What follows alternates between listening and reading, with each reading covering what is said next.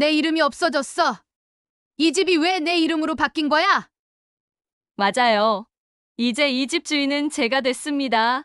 오늘 사연은 아직 버젓이 살아있는데 내 집을 빼앗으려는 자식과 며느리, 가족의 이름으로 벌어진 가장 큰 배신과 반전의 이야기입니다. 무료 버튼인 구독과 좋아요 꼭 눌러주세요. 여러분께는 큰 복과 좋은 기운으로 돌아올 거예요. 오늘도 평안하고 밝은 하루 되세요. 서울 외곽의 조용한 주택가에 자리한 2층 집. 마당에는 정순자가 정성껏 가꾼 꽃들이 계절마다 다른 빛깔로 피어났습니다. 올해로 70살이 된 순자는 3년 전 남편을 떠나보낸 후 혼자서 이 집을 지키며 살고 있었습니다. 새벽 6시가 되면 어김없이 눈이 떠집니다. 남편과 함께 살던 시절부터 몸에 밴 습관이었죠. 슬리퍼를 신고 1층으로 내려가 거실 창문을 활짝 열면 마당의 꽃향기가 집 안으로 스며들어왔습니다. 오늘도 좋은 하루가 될 거야. 순자는 작은 목소리로 중얼거리며 마당으로 나갔습니다. 아침이면 마당으로 나가 꽃에 물을 주는 것부터 하루가 시작됩니다. 빨간 장미와 하얀 국화, 그리고 남편이 생전에 좋아했던 봉숭아까지 꽃 한 송이 한 송이에 정성을 쏟으며 순자는 마음을 달래곤 했습니다. 여보, 오늘도 꽃들이 참 예쁘게 피었어요. 특히 당신이 좋아하던 봉숭아 말이에요. 순자는 작은 목소리로 하늘을 바라보며 혼잣말을 했습니다. 남편이 세상을 떠난 지 벌써 3년이 흘렀지만 여전히 그의 존재가 집 곳곳에 남아있는 것 같았습니다. 물조리개를 들고 꽃밭을 돌며 하나하나 살피는 시간이 가장 평온했습니다. 장미꽃 잎사귀에 맺힌 이슬방울을 보면 마음이 맑아지는 기분이었죠. 가끔 나비나 벌들이 날아와 꽃 위에서 맴도는 모습을 보면 절로 미소가 지어졌습니다. 오전에는 집안 정리를 했습니다. 2층 안방부터 시작해서 거실, 부엌까지 구석구석 청소하는 것이 일과였습니다. 비록 혼자 사는 집이지만 언제 누가 와도 부끄럽지 않게 깨끗하게 유지하고 싶었습니다. 특히 거실 한쪽 벽에 걸린 가족 사진들은 매일 정성스럽게 먼지를 닦아주었습니다. 아들 민수가 어릴 때 찍은 사진, 대학 졸업식 사진, 결혼식 사진까지 사진 속 가족들의 밝은 미소를 보면 그 시절이 그리웠습니다. 민수야, 엄마가 이렇게 집을 깨끗하게 지키고 있으니까 걱정하지 말아라. 아들의 어린 시절 사진을 바라보며 순자는 조용히 말했습니다. 점심은 간단히 먹었습니다. 혼자 먹는 밥상에 많은 반찬을 차릴 필요는 없었으니까요. 김치찌개 한 그릇에 밑반찬 몇 가지면 충분했습니다. 그래도 남편 목까지 2개의 그릇을 놓는 것은 여전한 습관이었습니다. 여보, 오늘 점심은 당신이 좋아하던 김치찌개예요. 김치가 잘 익어서 정말 맛있어요. 빈 의자를 바라보며 순자는 자연스럽게 말을 걸었습니다. 식사를 마친 후에는 동네 시장으로 나갔습니다. 시장까지는 걸어서 15분 정도 걸렸는데 이 시간이 순자에게는 소중한 운동 시간이기도 했습니다. 길가의 은행나무와 느티나무를 보며 계절의 변화를 느낄 수 있었죠. 시장에 도착하면 상인들과 이웃 어르신들과 나누는 담소가 하루 중 가장 즐거운 시간이었습니다. 순자 언니, 오늘은 또 무슨 반찬 해 드실 거예요? 옆집 박순이가 웃으며 물었습니다.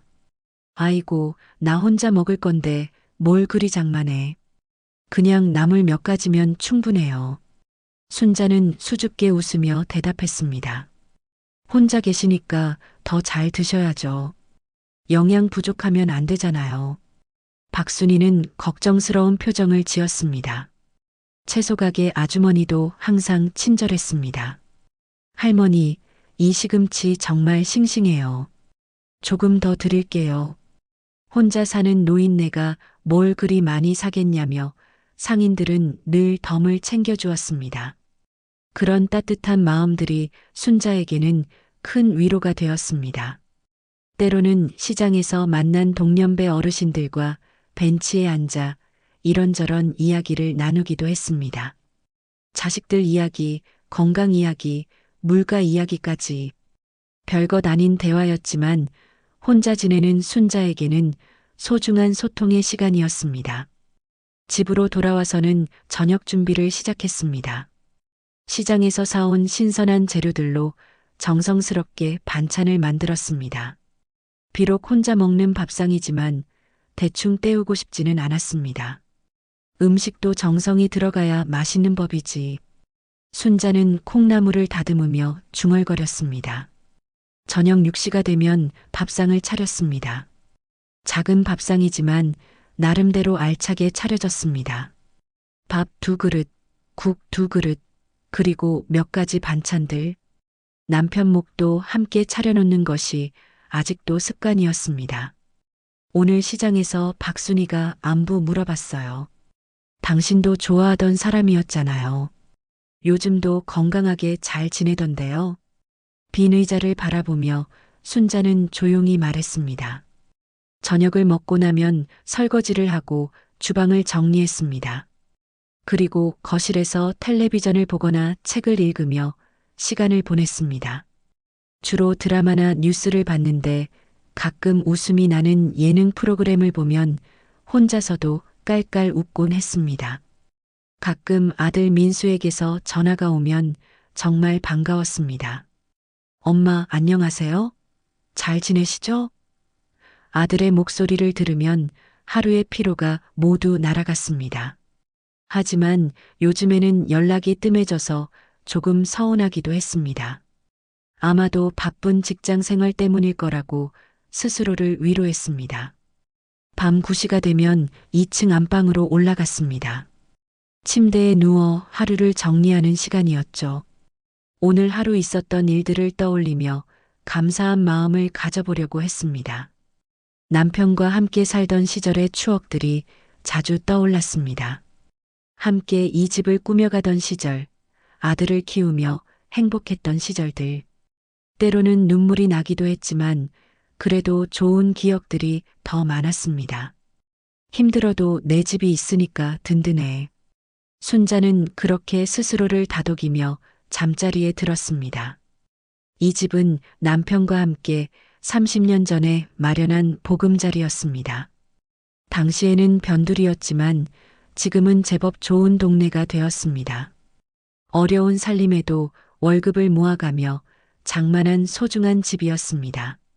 아들 민수가 어릴 때부터 이 집에서 자라났고 결혼해서 독립할 때까지 가족의 안식처였습니다. 지금은 비록 혼자지만 이 집 안에는 가족의 행복했던 기억들이 가득 담겨 있었습니다. 순자는 이 모든 것들을 지키며 살아가는 것에 작은 자부심을 느꼈습니다. 남편이 세상을 떠나면서 집은 내가 잘 지켜라고 했던 말이 아직도 귓가에 맴돌았습니다. 평온했던 일상이 흘러가던 어느 가을날, 순자는 마당에서 국화꽃에 물을 주고 있었습니다. 노란 국화가 유난히 곱게 피어서 기분이 좋았는데 대문 앞에 차 소리가 들렸습니다. 누가 왔나? 순자는 고개를 들어 대문 쪽을 바라봤습니다. 검은색 승용차에서 아들 민수가 먼저 내렸습니다. 40대 후반의 민수는 평소보다 얼굴이 많이 상해 보였습니다. 이어서 며느리 윤정이도 차에서 내렸는데 눈가가 빨갛게 부어 있었습니다. 뒷좌석에서는 초등학교 고학년인 큰아이 지훈이와 유치원생인 작은아이 지민이가 조심스럽게 내렸습니다. 어머니, 민수가 급하게 대문을 열고 들어왔습니다. 아이고, 민수야. 갑자기 웬일이야? 정희도 왔네.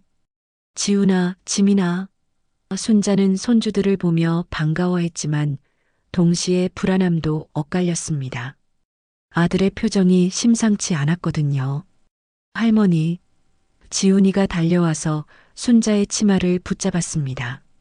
지민이도 뒤따라와서 순자 다리에 매달렸습니다. 엄마, 안녕하세요. 정희는 고개를 숙이며 인사했지만 목소리에 기운이 없었습니다. 얘들아, 왜 이렇게 기운이 없어? 아이들은 또 왜 이렇게 조용해? 평소 같으면 뛰어다녔을 텐데. 순자는 걱정스러운 마음에 가족들의 얼굴을 번갈아 봤습니다. 민수는 한숨을 깊게 쉬며 말했습니다. 엄마, 이런 말씀드리기가 정말 죄송한데요. 무슨 소리야? 어서 들어와서 앉아. 지훈아, 지민아, 할머니 집에 온 걸 환영해. 순자는 서둘러 가족들을 거실로 안내했습니다. 거실 소파에 앉은 민수는 머리를 감싸주며 괴로워했습니다. 정희는 옆에서 눈물을 글썽이고 있었고 아이들은 분위기를 눈치채고 조용히 앉아 있었습니다. 할머니, 아빠가 왜 계속 한숨만 쉬어? 지훈이가 작은 목소리로 물었습니다. 대체 무슨 일인지 말해봐. 엄마가 걱정되잖아. 아이들도 있는데. 순자는 아들 옆에 앉으며 등을 토닥여 주었습니다. 엄마, 회사에서 갑자기 구조조정을 한대요. 제가 해고 대상에 들어갔어요. 민수의 목소리는 떨리고 있었습니다. 순자는 깜짝 놀라 아들을 바라봤습니다. 뭐라고? 해고라니. 20년 가까이 다닌 회사가 아니야? 네, 맞아요. 갑자기 이런 일이 생겼어요. 퇴직금은 나오겠지만 요즘 같은 경기에 40대 후반이 다른 일자리 찾기가 얼마나 어려운지 아시잖아요. 민수는 고개를 푹 숙였습니다. 정희가 눈물을 닦으며 말을 이었습니다. 어머니, 아이들 어린이집비, 학원비, 그리고 아파트 전세 대출까지 당장 어떻게 해야 할지 모르겠어요. 아이고, 그래서 그렇게 상심이 컸구나. 정희야, 울지 마. 아이들 앞에서. 순자는 며느리의 손을 잡아주며 지훈이와 지민이를 슬쩍 바라봤습니다. 지훈이는 이미 상황을 어느 정도 이해하고 있는 듯 했습니다. 할머니, 우리 이제 여기서 살아도 돼? 순자는 손주의 말에 가슴이 아팠습니다.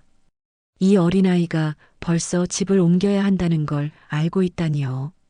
민수는 잠시 망설이다가 어렵게 입을 열었습니다. 엄마, 정말 죄송한 말씀인데요. 당분간만 이 집에 들어와서 살면 안 될까요? 순자는 잠시 말문이 막혔습니다. 예상하지 못했던 부탁이었거든요. 집이 넓으니까 아이들도 뛰어놀 수 있고 2층에 빈 방도 있고. 민수가 조심스럽게 덧붙였습니다. 정희도 눈물을 흘리며 말했습니다. 어머니, 정말 급한 상황이에요. 전세 대출 이자도 밀렸고 지훈이 학원비도 못 냈어요. 엄마, 나 학원 안 다녀도 돼. 손주들이 이런 어려운 상황에 처해 있다니 어떻게 모른 척 할 수 있겠어요. 지민이도 할머니 집 좋아. 마당에 꽃도 많고. 지민이가 천진하게 웃으며 말했습니다. 민수가 무릎을 꿇고 말했습니다. 엄마, 아버지 살아계실 때도 항상 말씀하셨잖아요. 가족끼리는 서로 도와야 한다고. 그 말을 들으니 순자는 남편의 목소리가 들리는 것 같았습니다. 가족이 어려울 때 누가 도와주겠냐, 혈육끼리 서로 의지해야 한다고 했던 그 따뜻한 목소리 말이에요. 그래, 피부치인데 잠시야 뭐 어때. 순자는 깊은 한숨을 쉬며 말했습니다. 정말요? 어머니. 정희가 눈을 반짝이며 물었습니다. 그럼 어려울 때 가족이 안 도와주면 누가 도와주겠어. 당분간 여기서 지내면서 일자리 천천히 찾아봐. 순자는 아들의 어깨를 토닥이며 말했습니다. 할머니 최고.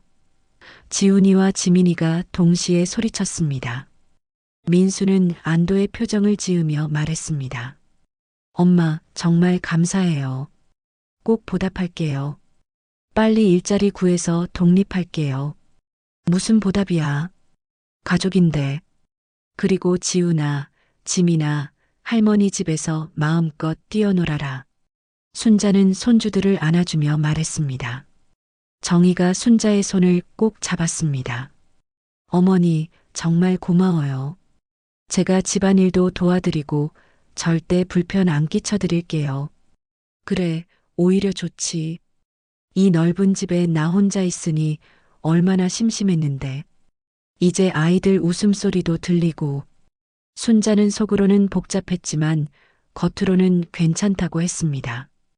그날 저녁부터 민수 가족이 본격적으로 집으로 들어왔습니다.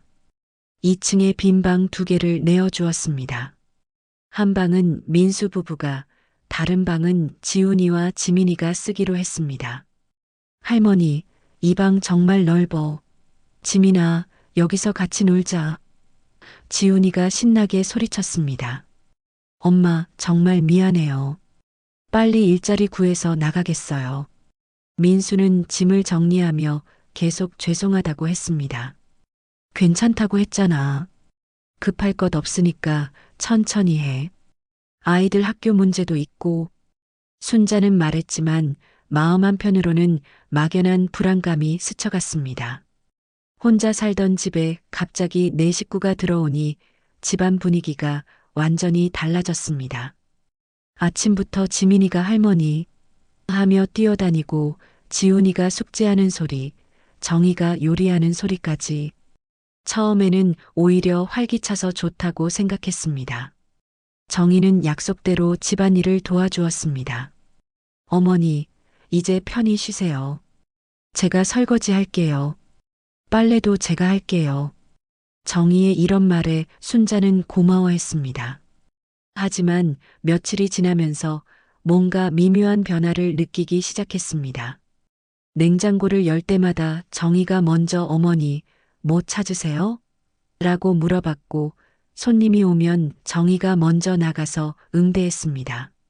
엄마, 걱정하지 마세요. 금방 일자리 구할 거예요. 민수는 매일 그렇게 말했지만 실제로는 집에서 소파에 누워 TV를 보거나 스마트폰만 들여다보는 시간이 많았습니다. 순자는 이런 생각을 하는 자신이 나쁜 사람 같아서 죄스러웠습니다. 가족이 어려울 때 도와주는 게 당연한 건데 왜 이런 복잡한 감정이 드는 걸까요? 민수 가족이 들어온 지 한 달이 지났습니다. 처음 며칠은 정말 괜찮다고 생각했던 순자였지만 시간이 지나면서 미묘한 변화들을 느끼기 시작했습니다. 아침 6시 평소처럼 일어난 순자는 1층으로 내려갔습니다. 그런데 부엌에서 이미 정희가 아침 준비를 하고 있었습니다. 어머니, 일찍 일어나셨네요. 아침은 제가 준비할게요. 정희는 웃으며 말했습니다. 아니야, 정희야. 내가 할게. 이 집 살림은 내가 하던 거니까. 순자가 앞치마를 두르려고 하자 정희가 먼저 가져갔습니다. 어머니, 제가 해드릴게요. 어머니는 편히 쉬세요. 정희의 말은 친절했지만 순자는 왠지 자신이 밀려나는 기분이 들었습니다. 식탁에는 정희가 차린 아침상이 놓여 있었습니다. 김치찌개와 계란 후라이, 그리고 몇 가지 반찬들. 평소 순자가 차리던 소박한 상차림과는 달리 훨씬 푸짐했습니다. 와, 엄마 요리 진짜 맛있어. 아이들이 즐겁게 먹는 모습을 보며 민수도 흐뭇해했습니다. 순자는 자리에 앉았지만 묘한 기분이었습니다.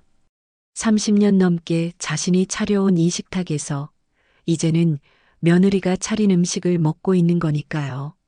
어머니, 드세요. 김치찌개 간이 괜찮나요? 정희가 친절하게 물었습니다. 응, 맛있다.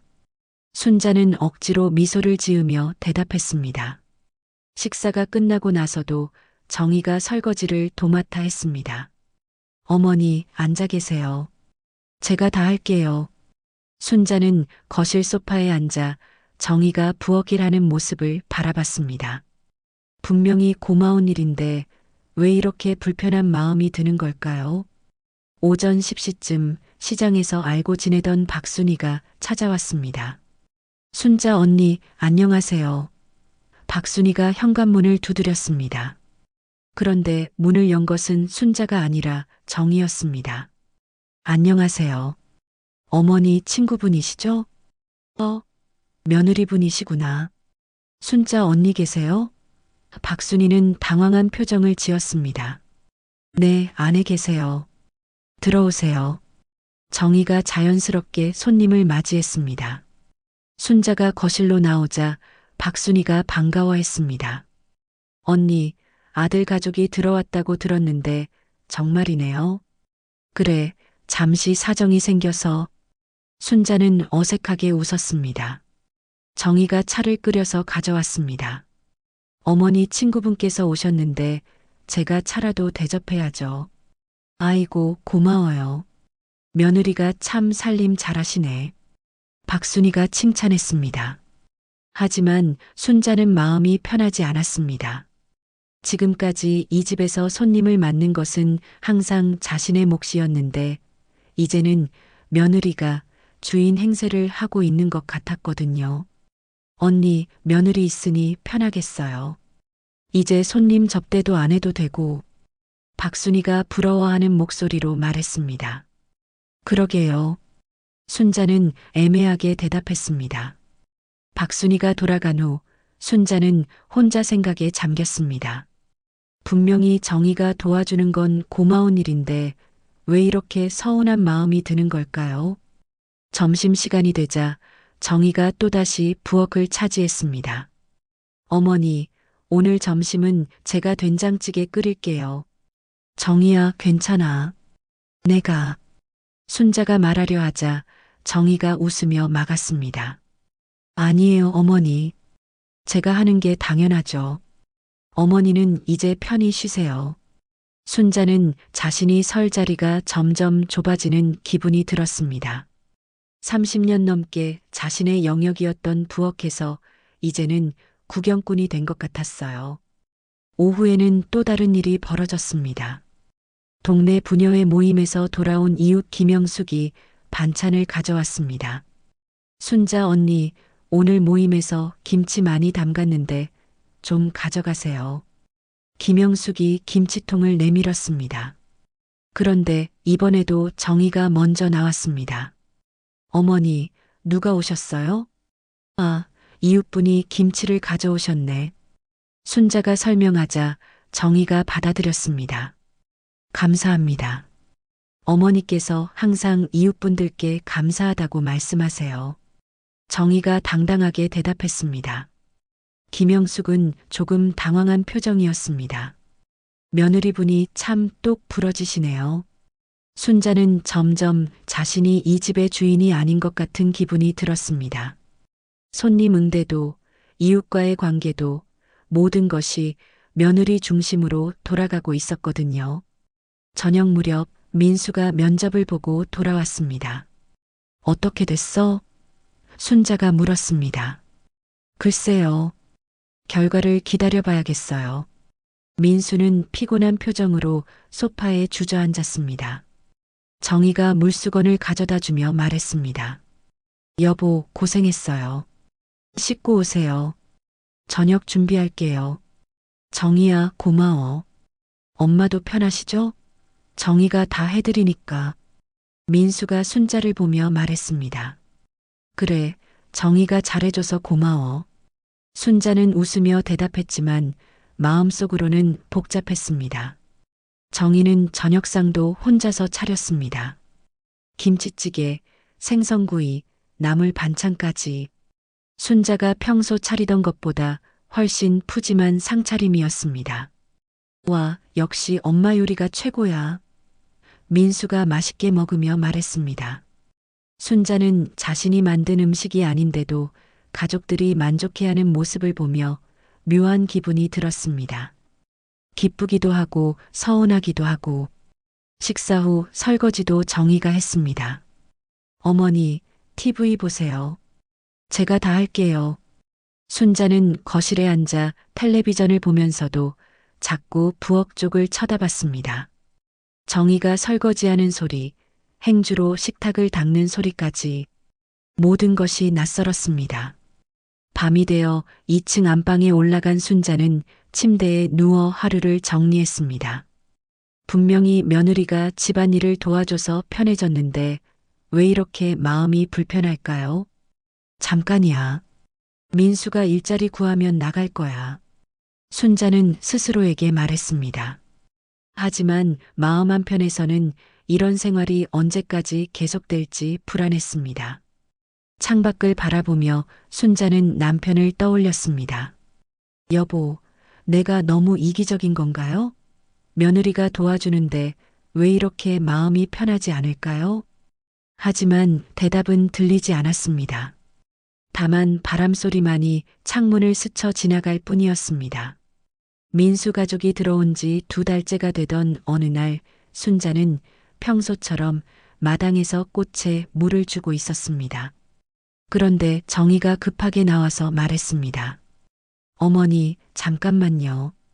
집수리 업체에서 온 분이 계세요. 집수리? 무슨 수리?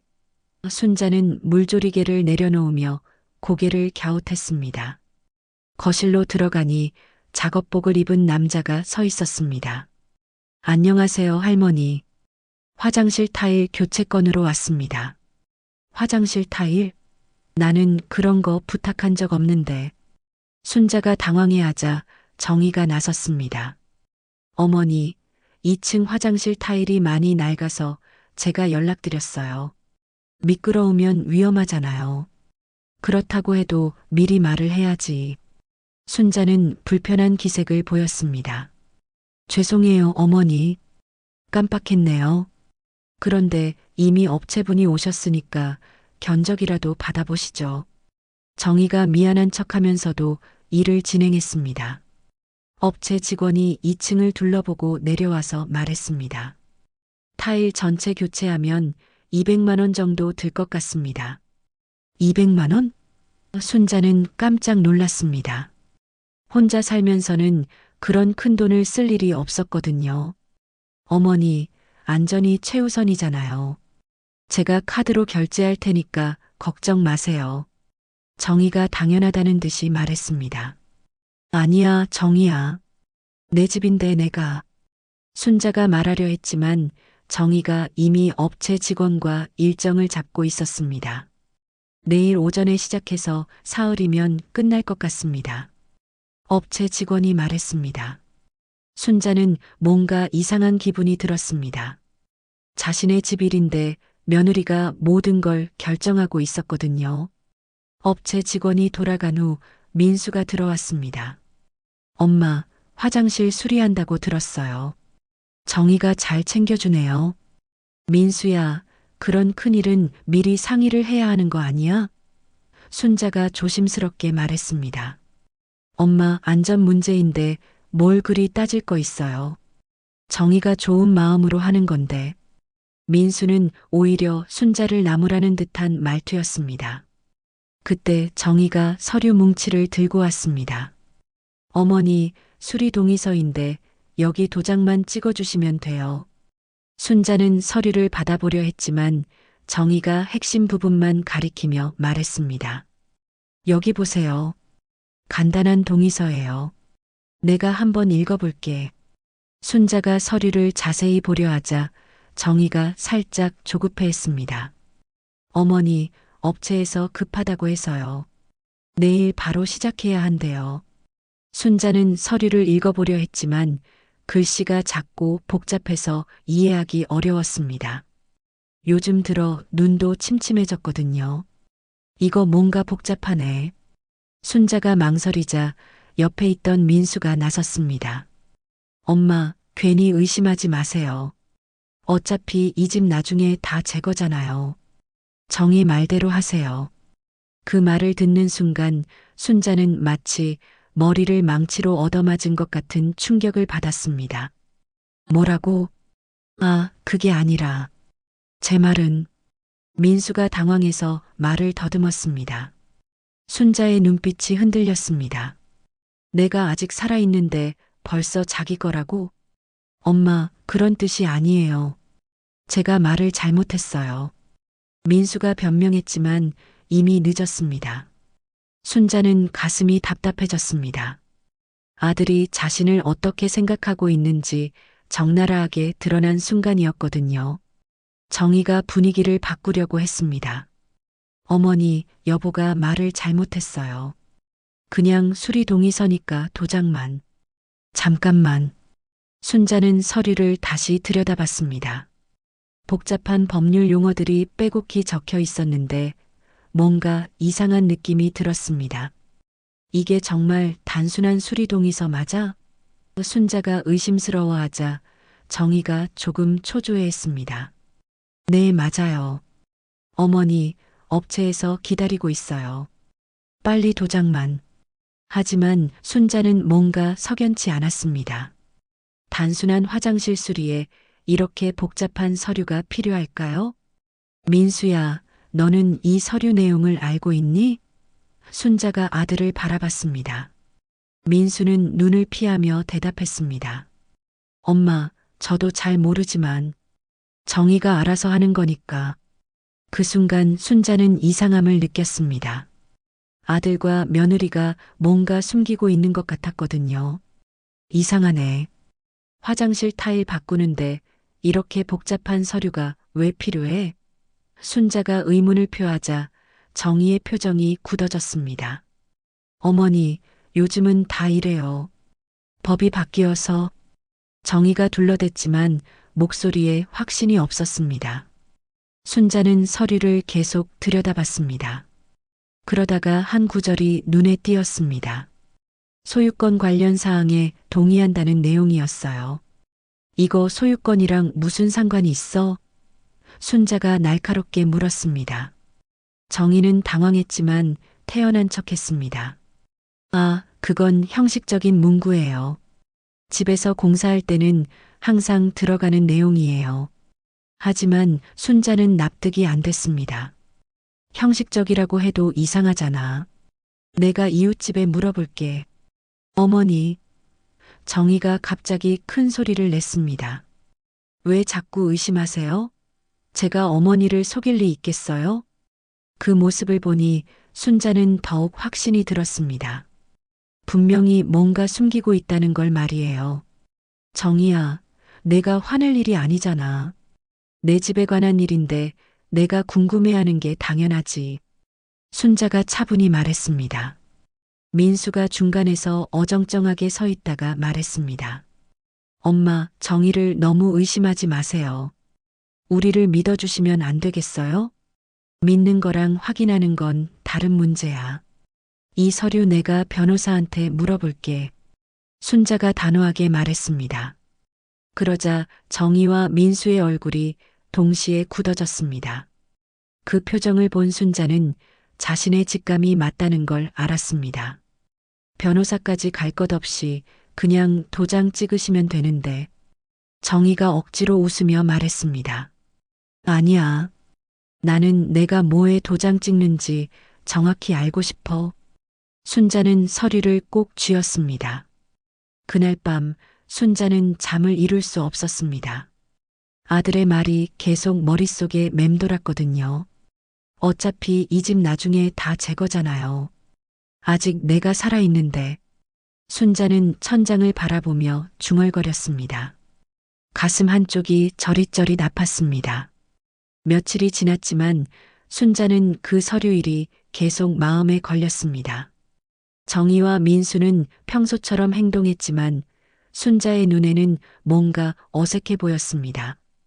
어머니, 오늘 은행에 좀 다녀올게요. 정희가 가방을 매며 말했습니다. 은행에? 무슨 일로? 순자가 물었습니다. 아, 별거 아니에요. 대출 서류 정리하는 거예요.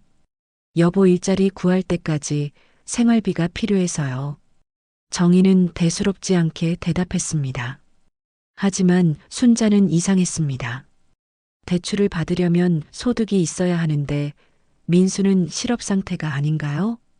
정희가 나간 후 순자는 혼자 집에서 이런저런 생각에 잠겼습니다. 그러다가 문득 서류함이 생각났습니다. 집 관련 중요한 서류들을 보관하는 곳이었죠. 한번 확인해 볼까? 순자는 망설이다가 2층 안방에 있는 서류함을 열어봤습니다. 등기부등본, 건축물 대장, 재산세 고지서, 평소에 잘 정리해둔 서류들이 가지런히 있었습니다. 그런데 뭔가 어수선해 보였습니다. 이상하네.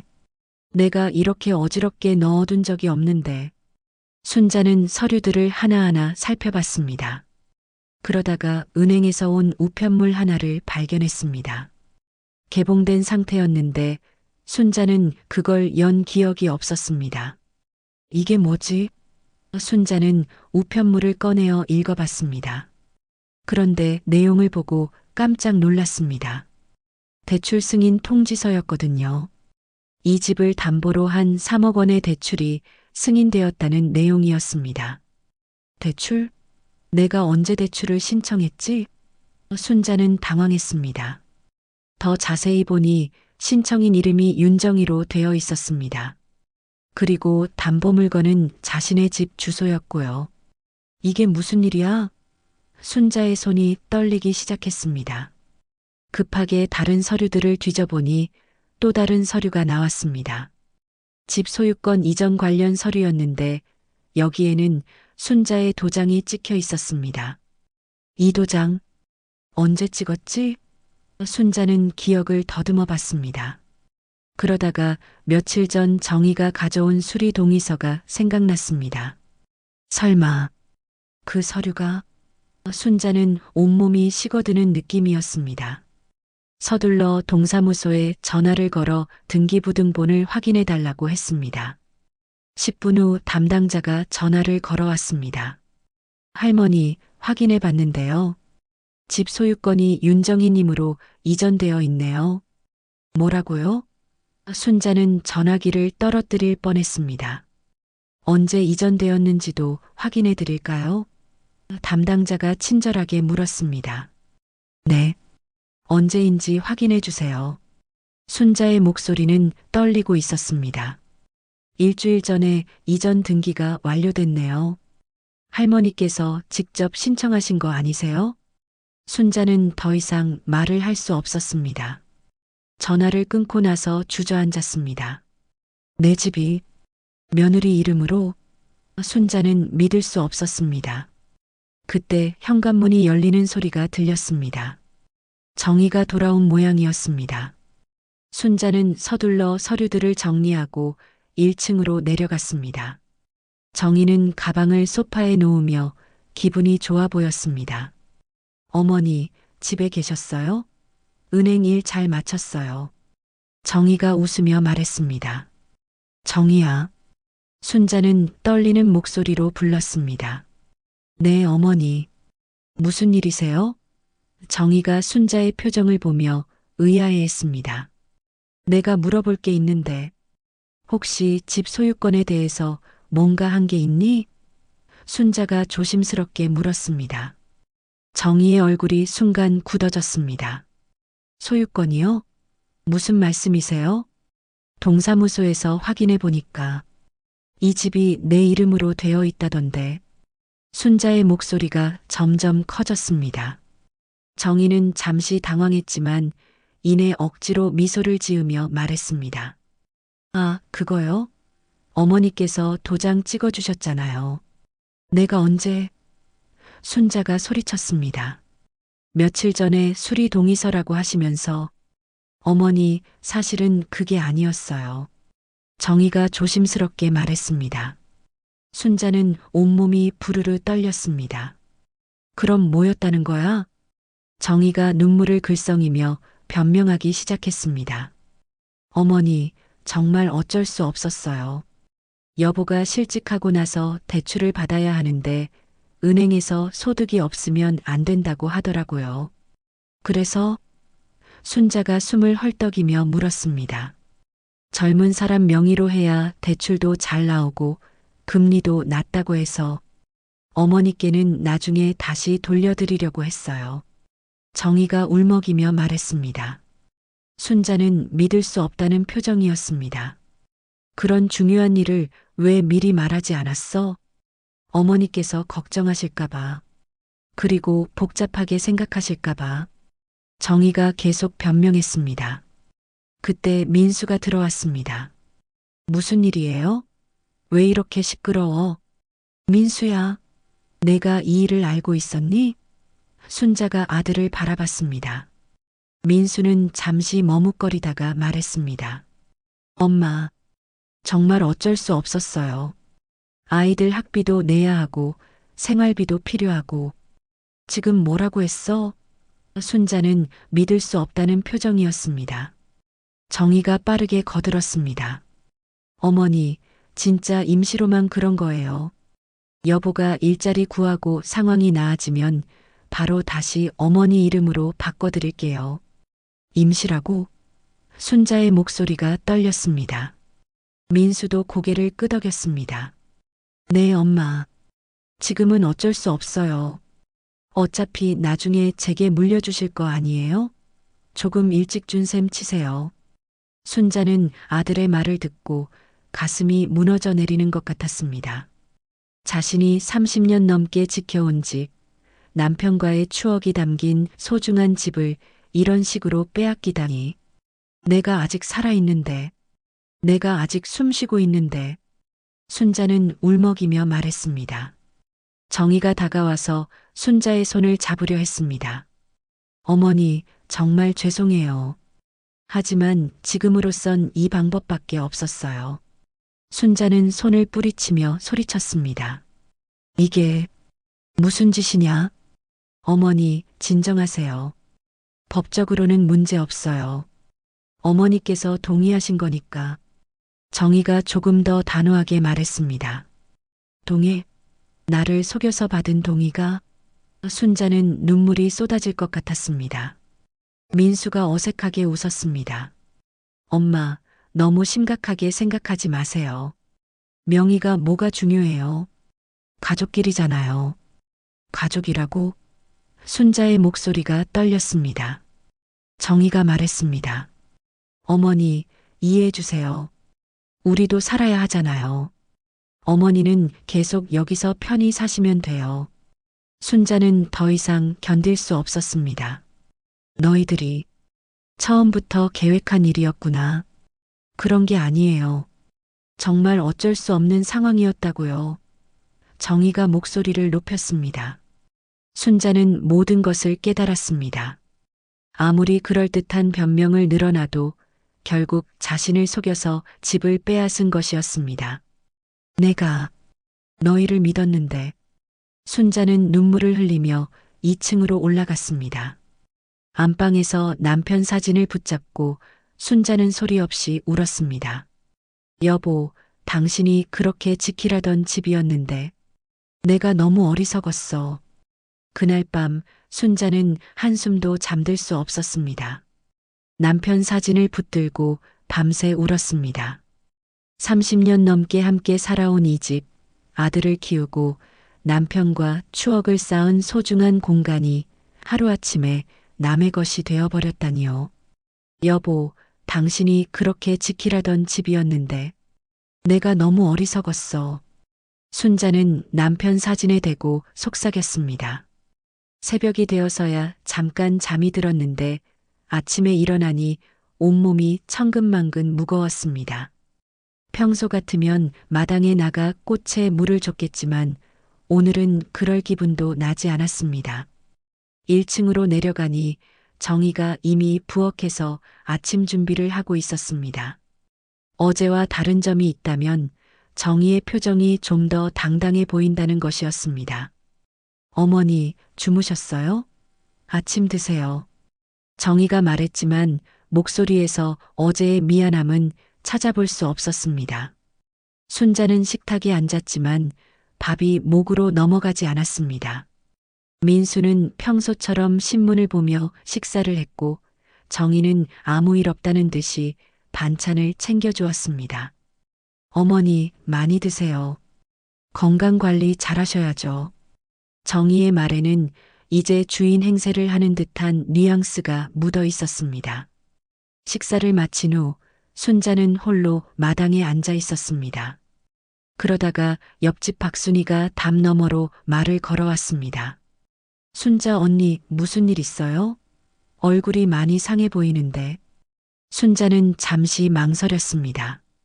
이런 창피한 일을 이웃에게 말해도 될까 싶었거든요. 하지만 마음속에 쌓인 답답함을 더 이상 혼자 감당할 수가 없었습니다. 순이야, 나 정말 큰일 났어. 순자의 목소리가 떨렸습니다. 무슨 일인데요? 어서 말해봐요.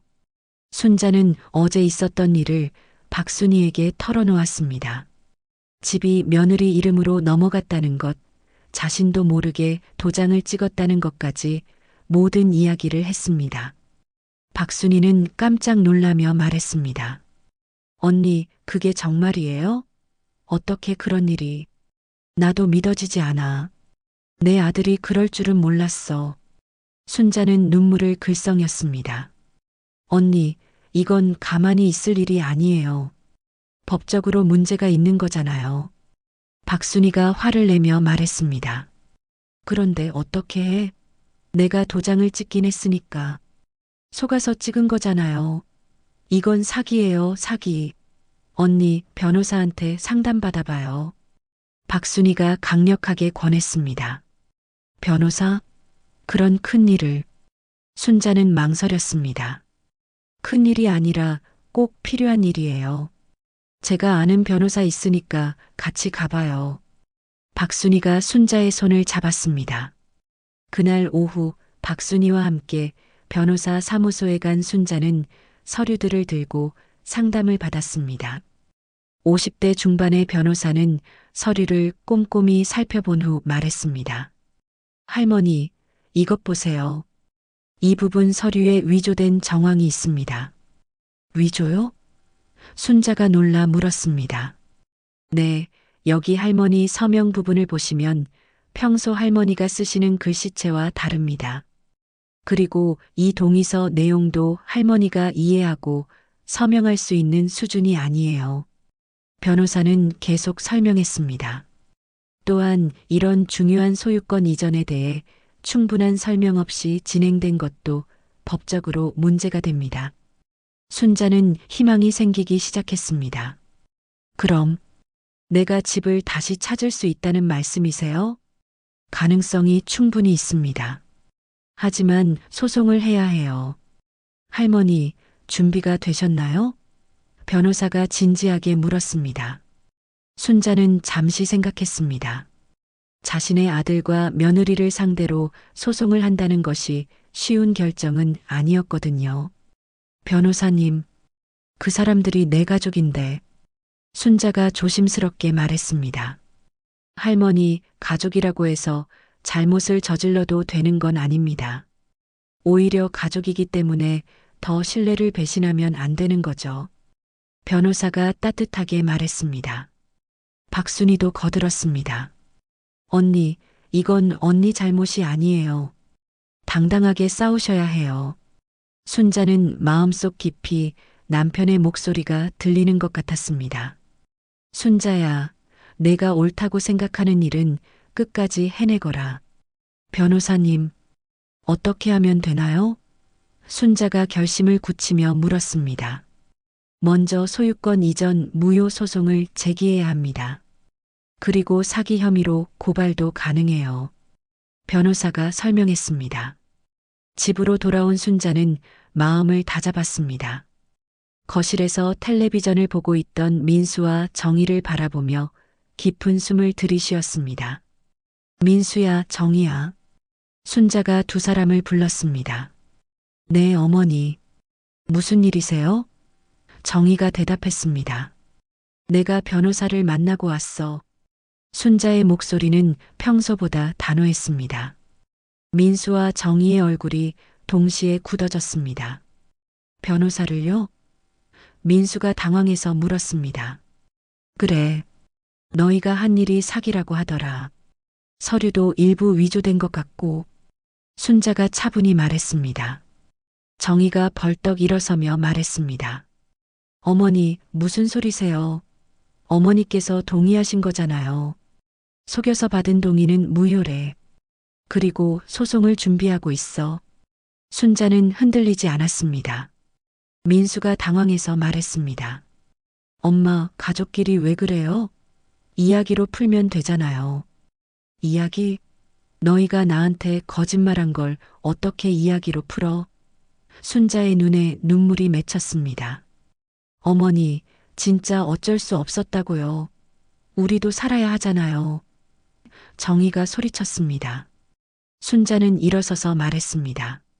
살아야 한다고 해서 자식이 어미를 속이고 며느리가 시어머니를 기만해도 되는 거야?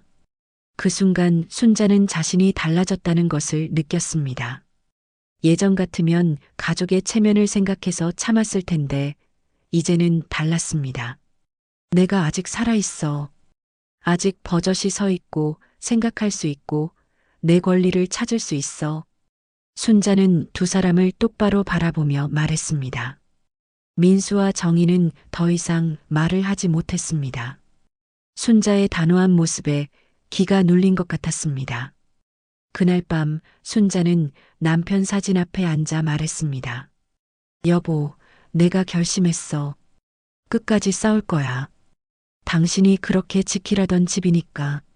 소송을 준비한 지 한 달이 지났습니다. 순자는 변호사와 함께 증거들을 수집하고 증인들을 찾아다니며 바쁜 나날을 보냈습니다. 그동안 집안 분위기는 얼어붙어 있었습니다. 민수와 정희는 처음에는 순자를 회유하려 했습니다. 엄마, 정말 가족끼리 법정까지 가야 해요? 민수가 애원하듯 말했습니다. 하지만 순자의 마음은 이미 굳어 있었습니다. 민수야, 너희가 먼저 가족의 도리를 저버렸어. 이제 와서 가족 타령하지 마라. 정희도 태도를 바꿔 순자에게 사과했습니다. 어머니, 정말 죄송해요. 다시 어머니 이름으로 바꿔드릴게요. 이제 와서 그런 소리 하지 마. 처음부터 솔직하게 말했어야지.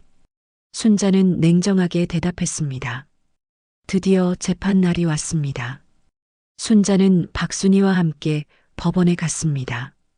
법원 건물을 바라보니 가슴이 두근거렸지만 동시에 마음이 단단해졌습니다. 언니, 떨지 마세요. 진실이 이기는 거예요. 박순희가 순자의 손을 잡아주었습니다. 법정 안에서 순자는 민수와 정희를 마주봤습니다. 아들과 며느리는 변호사와 함께 앉아 있었는데 순자를 바라보는 눈빛이 차갑기만 했습니다. 재판이 시작되자 정희 측 변호사가 먼저 주장했습니다. 재판장님, 피고 윤정희는 시어머니의 동의를 받아 합법적으로 소유권을 이전받았습니다. 고령의 시어머니를 대신해서 집안 경제를 책임지려는 선한 의도였습니다. 순자는 그 말을 들으며 화가 치밀었습니다. 선한 의도라니 뻔뻔하기 그지없었습니다. 이어서 정희가 증언대에 섰습니다. 재판장님, 저는 시어머니를 정성껏 모시고 있습니다.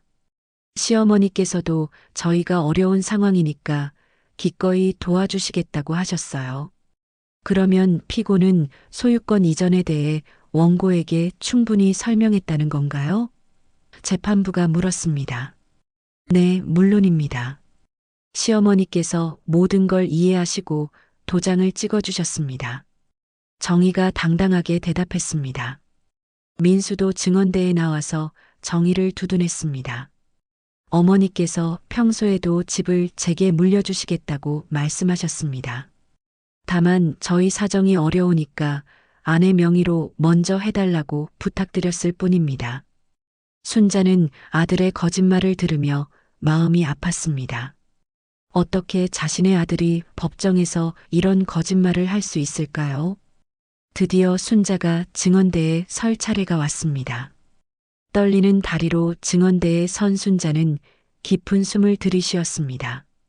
재판장님, 저는 그 서류가 집 소유권 이전 서류인지 전혀 몰랐습니다. 순자가 떨리는 목소리로 말했습니다. 구체적으로 어떤 상황이었는지 말해보세요. 재판부가 격려하듯 말했습니다.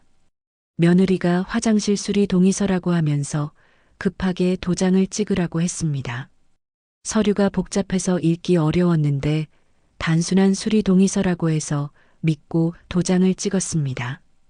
순자의 목소리가 점점 안정되었습니다. 정희 측 변호사가 반박했습니다. 그렇다면 원고는 서류를 읽지도 않고 도장을 찍었다는 말인가요? 그것은 원고의 부주의 아닌가요? 순자는 그 말에 화가 치밀어 올랐습니다. 제가 부주의했다고요? 며느리를 믿고 도장을 찍은 게 잘못이라는 말씀이세요? 순자는 목소리를 높이며 계속했습니다. 저는 70년을 살면서 가족을 믿고 의지하며 살아왔습니다.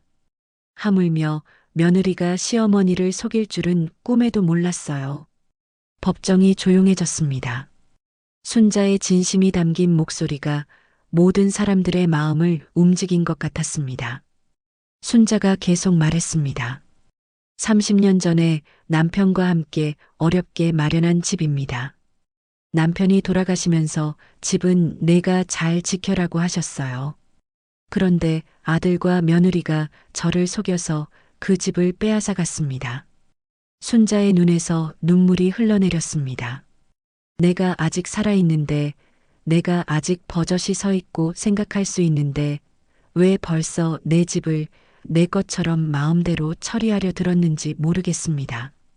정희가 고개를 돌려 순자를 바라봤지만 순자는 굳은 표정으로 계속했습니다. 이게 자식이 할 짓입니까? 며느리가 할 짓입니까? 저를 어려운 상황에서 도와달라고 해서 기꺼이 집에 들여보냈는데 그게 제 집을 빼앗기 위한 계획이었다니. 재판장도 순자의 이야기에 집중하고 있었습니다. 재판장님, 저는 제 집을 되찾고 싶습니다. 남편과의 추억이 깃든 그 집에서 평안하게 여생을 보내고 싶을 뿐입니다. 순자가 간절히 말했습니다. 순자의 변호사가 준비한 증거들을 제출했습니다. 필체 감정 결과, 서류의 위조 정황, 그리고 이웃들의 증언까지. 박순희도 증인으로 나와서 증언했습니다. 순자 언니는 그런 복잡한 법적 절차에 대해 전혀 모르는 분입니다. 만약 정말로 집을 넘겨주려고 했다면 저한테라도 상의했을 텐데 그런 이야기를 들은 적이 없어요.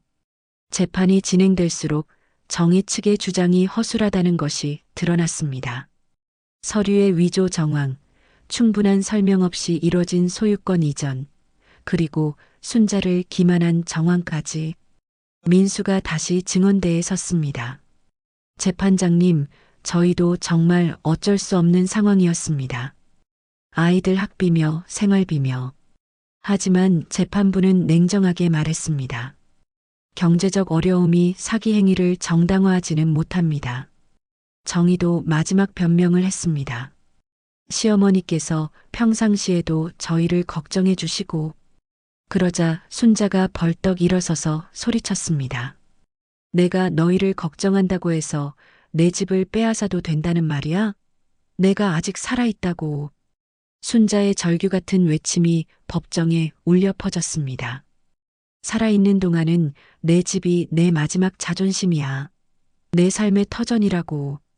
정희와 민수는 더 이상 반박할 말이 없었습니다.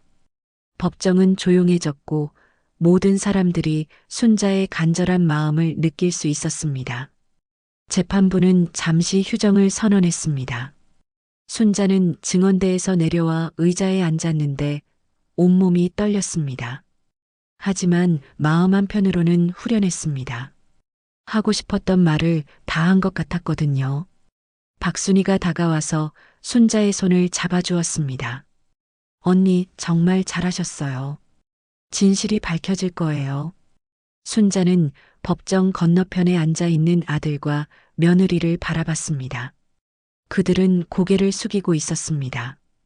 휴정이 끝나고 재판부가 다시 자리에 앉았습니다. 순자는 가슴이 두근거렸지만 마음 한편으로는 평온했습니다.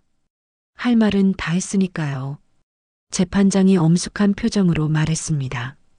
이번 사건을 종합적으로 검토한 결과 피고 윤정희의 소유권 취득 과정에 중대한 하자가 있다고 판단됩니다. 순자의 심장이 뛰기 시작했습니다. 첫째, 소유권 이전에 대한 충분한 설명 없이 이뤄진 점. 둘째, 서류 일부의 위조 정황이 발견된 점. 셋째, 원고를 기만하여 동의를 받은 점을 종합할 때 이는 명백한 사기 행위로 판단됩니다. 정의의 얼굴이 하얗게 질렸습니다. 따라서 본 재판부는 피고 윤정희가 취득한 소유권을 무효로 선언하며 해당 부동산의 소유권을 원고 정순자에게 환원할 것을 명령합니다. 또한 피고들은 이 과정에서 원고에게 끼친 정신적 피해에 대해 위자료 1천만 원을 지급하라고 판결합니다. 순자는 믿을 수 없었습니다. 자신이 이긴 것입니다. 집을 되찾은 것입니다. 박순이가 순자의 손을 꼭 잡으며 눈물을 흘렸습니다. 언니, 이겼어요. 정말 이겼어요. 순자도 눈물이 흘러내렸습니다. 기쁜 눈물이었습니다. 재판이 끝나고 법정을 나서는 길, 민수와 정희가 순자를 가로막았습니다. 민수는 울먹이는 목소리로 말했습니다. 엄마, 우리도 살 길이 막막했어요. 어차피 돌아가시면 제게 물려주실 거잖아요. 그래서 순자는 아들을 바라봤습니다. 여전히 자신의 잘못을 깨닫지 못하고 있는 아들을 말이죠. 민수야, 내가 아직 버젓이 살아있다. 순자가 조용히 말했습니다.